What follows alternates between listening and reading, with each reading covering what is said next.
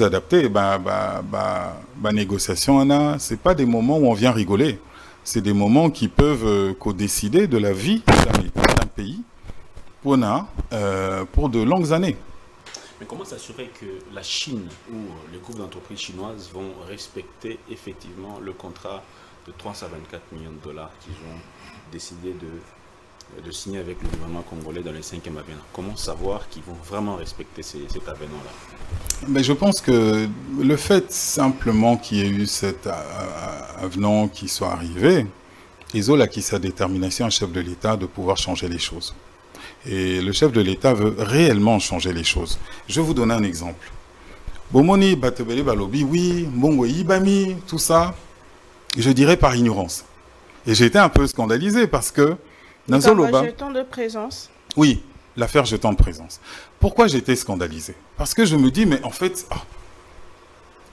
Batou, Bazo, quoi accusé, ils n'ont pas pris la peine de se demander comment ça se passe dans ce type de marché.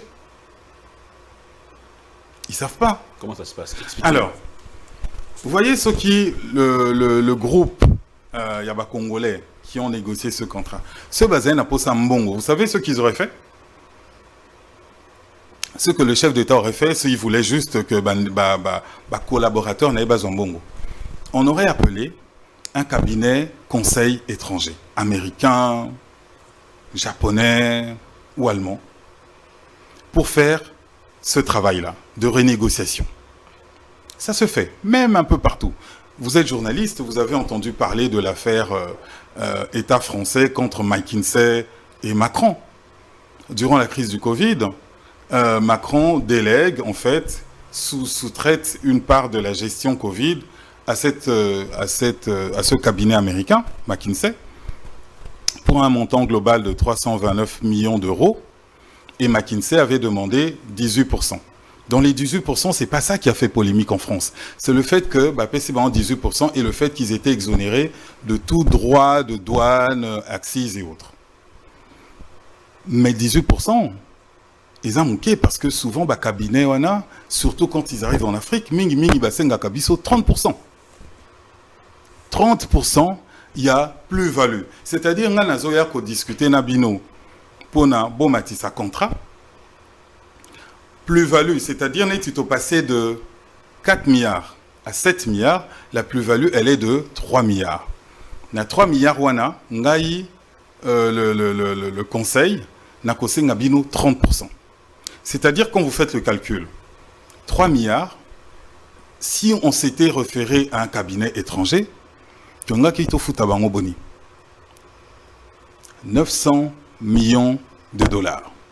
Et personne n'aurait rien eu à redire parce que ce sont des Allemands, des Français ou je ne sais qui d'autre. Et la suite, c'est quoi? La suite, c'est que je vous dis, écoutez, moi, je vous fais signer ça, 30%, c'est pas un problème. Assurez-moi juste une rétrocommission de 5% et l'affaire est faite.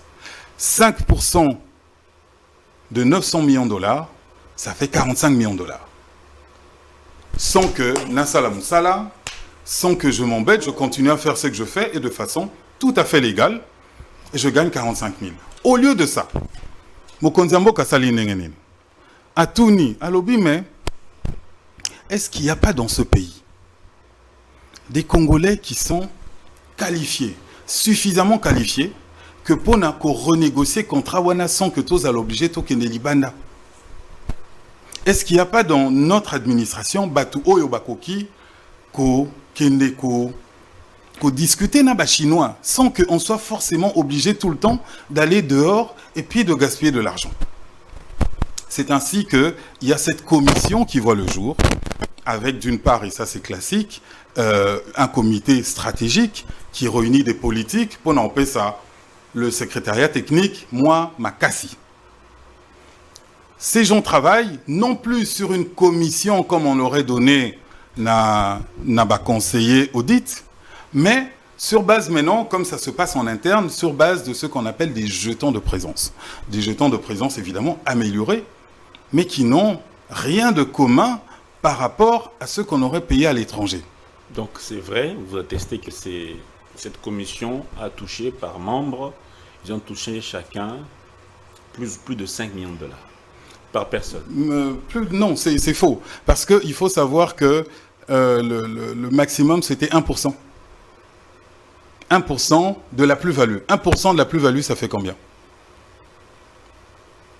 1% de la plus-value, ça fait 30 millions.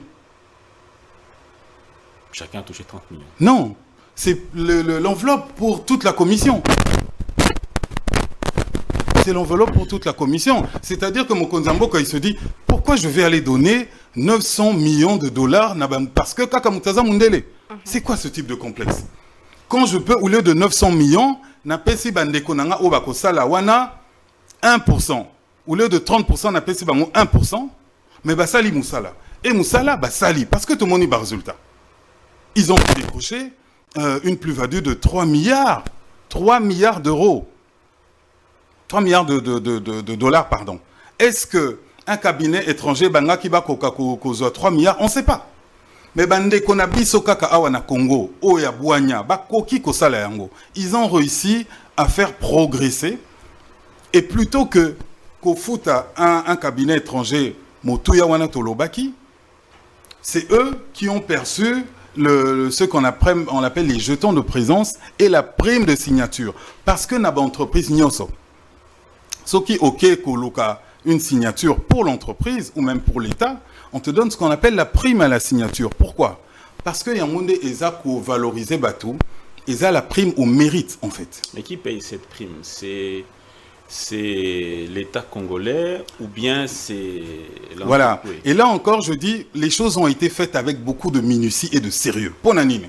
Parce qu'on ne peut pas parler de corruption dès lors que c'est l'État congolais qui a payé ses agents. Quand on parle de fraude, au Kokende Kozongo, on est à l'étranger, tu ne vas pas te frauder Yomoko. C'est l'État congolais qui a payé ses agents. Bazala qui une trentaine. Bon voilà, il y a cette enveloppe-là pour vous. Vous avez bien négocié. Dites-vous qu'on a pu faire échapper à l'État congolais de 870 millions de dollars simplement parce que Tosalina Banayamboka.